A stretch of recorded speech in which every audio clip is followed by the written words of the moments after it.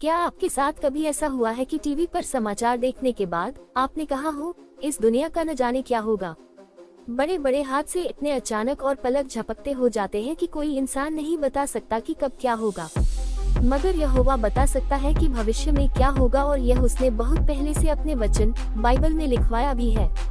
याकूब 4:14 आयत में लिखा है, यह नहीं जानते कि कल क्या होगा। सुन तो लो, तुम्हारा जीवन है ही क्या। तुम तो भाप के समान हो, जो थोड़ी देर दिखाई देती है फिर लोप हो जाती है। और यशायाह 46:10 आयत में लिखा है कि मैं तो अंत की बात आदि से और प्राचीन काल से उस बात को बताता आया हूँ जो अब तक नहीं हुई। मैं कहता हूँ, मेरी युक्ति स्थिर रहेगी और मैं अपनी इच्छा को पूरी करूँगा। बाइबल में न सिर्फ हमारे दिनों में होने वाली बुरी घटनाओं के बारे में बताया है, बल्कि यह भी बताया गया है कि बहुत जल्द भविष्य में कैसी अनोखी और अच्छी घटनाएं घटेंगी। अंतिम दिनों में होने वाली खास घटनाएं, युद्धों और अकाल के बारे में यीशु के शब्द कैसे सच हो रहे हैं। मत्ती 24:7 आयत में लिखा है, क्योंकि जाति पर जाति और राज्य पर राज्य चढ़ाई करेगा और जगह जगह अकाल पड़ेंगे और भूकंप होंगे। पिछली सदी के दौरान हुए युद्धों में लाखों लोगों ने अपनी जान गंवाई है।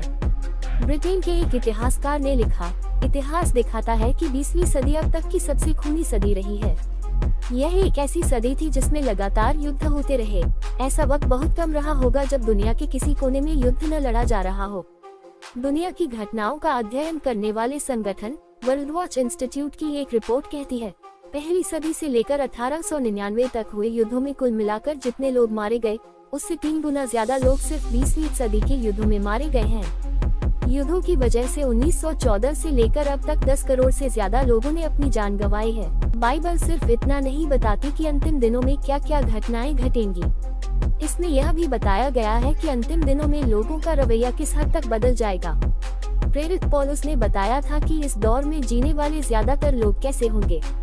दूसरा तीमुथियुस 3:1-5 आयत में हम पढ़ते हैं, अगर यह स्मरण रख कि अंतिम दिनों में कठिन समय आएंगे, क्योंकि मनुष्य स्वार्थी, लोभी, डींगमार, अभिमानी, निंदक, माता पिता की आज्ञा टालने वाले, कृतघ्न, अपवित्र, दया रहित, क्षमा रहित, दोष लगाने वाले, असंयमी, कठोर, भले के बैरी, विश्वासघाती, ढीठ, घमंडी और परमेश्वर के नहीं वरन सुखविलासी के चाहने वाले होंगे।